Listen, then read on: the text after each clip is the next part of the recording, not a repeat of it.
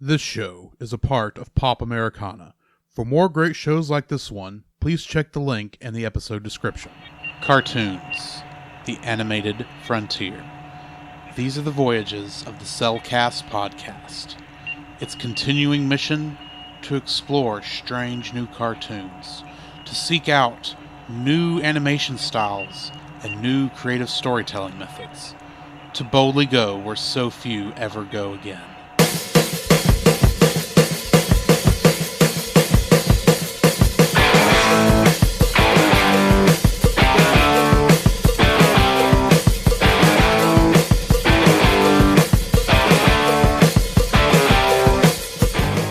Hello and welcome to another episode of the Cellcast, the animated series. Joining me today is a man who is not quite sure if the plans actually say he needs to be in the catapult when it launches. Jacob. Why, thank you. I'd like to introduce our co-host, a man who just had to go and mutate his raccoon. Welcome, Drew. Well, it's not like there's not plenty around here. But it's Ruddiger. Come on, man. And He's a cool raccoon. And I would like to say I knew what that monster was the minute we had the outline in the fog. It's like, Varian mutated his raccoon, didn't he? You caught it faster than I did. Because it was the only thing I could think he would have gotten. Is like, I immediately recognized, oh, it's a raccoon. It's got to be the raccoon. Poor Ruddiger. He's gone that far off the deep end that his pet, because everyone in this show has a pet for some reason. Yeah, they do. His pet is the one that he's mutated and turned into an evil monster, at least temporarily. It's a princess trope. Come on. Anyway, we are still working our way through season 1 of Tangled the series. We're on episode 22, The Secret of the Sun Drop, Part 1, which first aired on January 13th, 2018. It was directed by Steven Sandoval and written by Kelly Hannon, Jace Ricky Roxburgh, Dave Schiff, and Jeremy Shipp. Wow. Keep in mind, this aired right next to Part 2.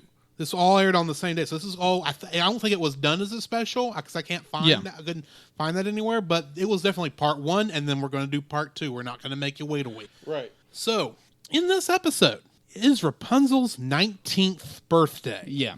Corona is attacked by an automaton sent by Varian, which causes Frederick to lock Rapunzel in her room at the top of a tower to keep her safe from further danger. Eugene and Cassandra help break her out to go after Varian, but the alchemist uses his pet raccoon, mutated as a wild beast, to assault the kingdom. Poor Ruddiger. Incapacitating many of the royal guards and using the chaos to kidnap Queen Ariana, whom he plans to use as leverage to lure Rapunzel to Old Corona. This episode's original title was going to be Rapunzel and the Fate of Corona. In this episode, Rapunzel turns 19, which means it also takes place 1 year after the movie. Mm-hmm. Rapunzel discovers in this episode her father read her journal, and from that and because of that, Frederick learned of Cassandra. Cassandra was the one who snuck her out during the events of Before Ever After. Mm-hmm. Trivia for this episode: Friedborg makes an appearance holding Belle's ball gown from Beauty and the Beast. Also, this is the second time the closing theme was not used. Mm-hmm. Yeah. Give a little more somber, elevated music. Not elevator, but elevated music. Well, admittedly, at the end of the previous 2 episodes, which all ended on this dark tone, you go to the credits, and it's like, it's open wide. It's like, this does not fit.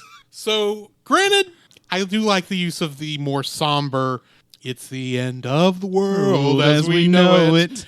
And you definitely don't feel fine. You do not feel fine. It's like, I am watching the next episode. I don't care what's going to happen. I don't care if I'm in the middle of something. I don't care if someone's going to give me a phone call. I'm going to finish this.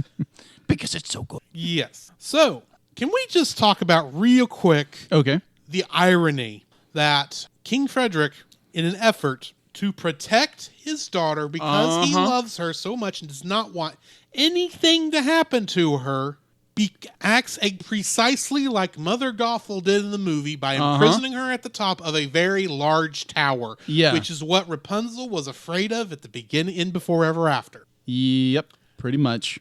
And he did not see the irony of this. No, he didn't. To the point where she even paints on the walls in her room. Yeah. Oh, the irony. Oh, yeah. So the irony.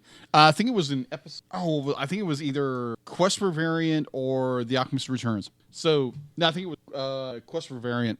Yeah. It's where...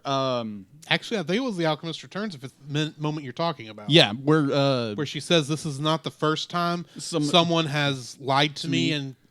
tell me I wasn't ready for the world. Right.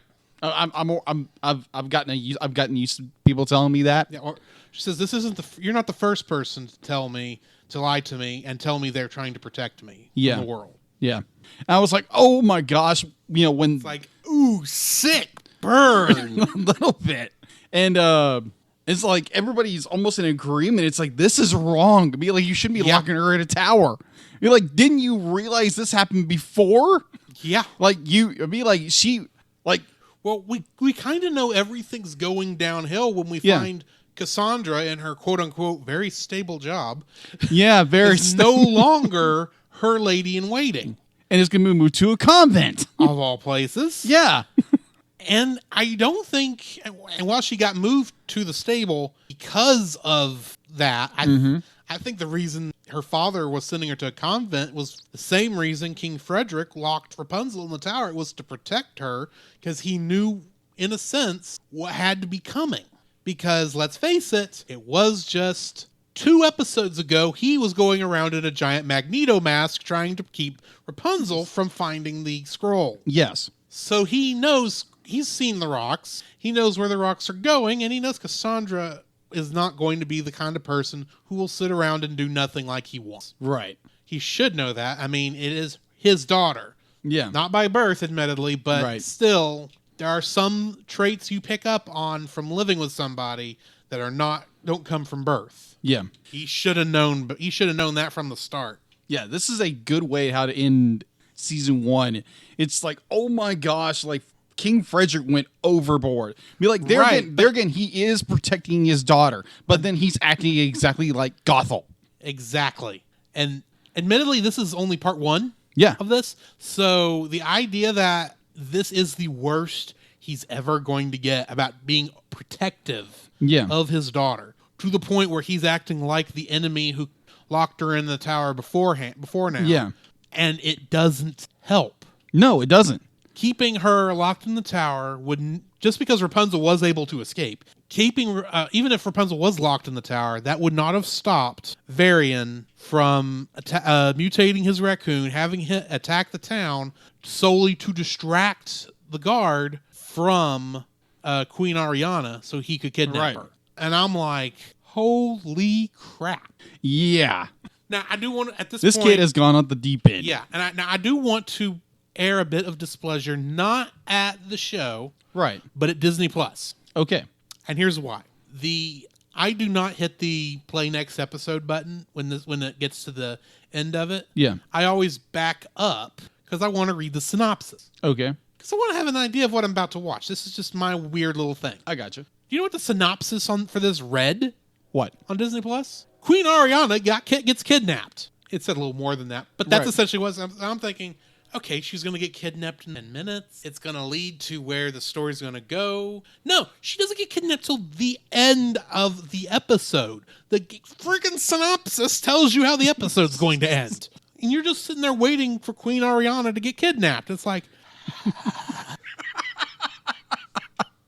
I sense your frustration, brother. I sense your frustration. And I know if I was like every normal person out there, and I just would allow it to go to the next episode, this would not be a problem. Right.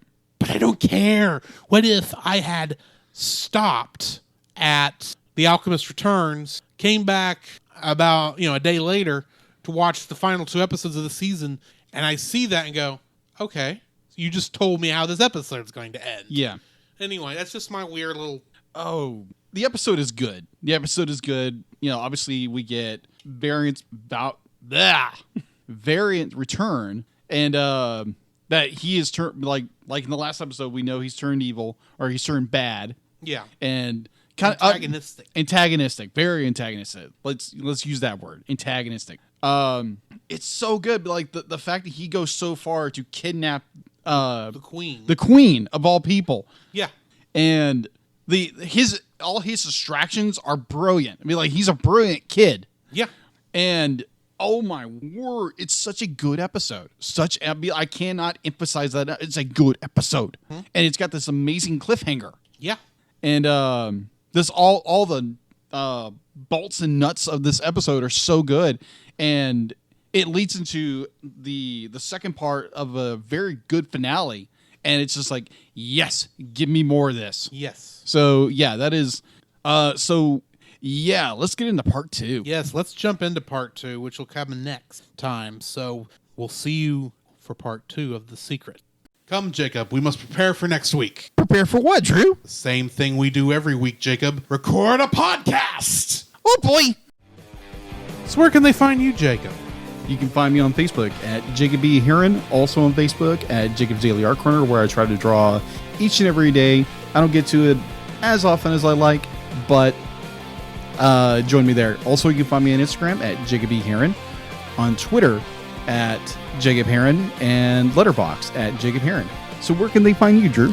You can also follow me on Letterboxd at ggeorge759, Facebook as Drew Dodgen, my Facebook page where you can see pictures I've taken at Drew's Photo Bin. You can also follow me on Twitter at ggeorge759.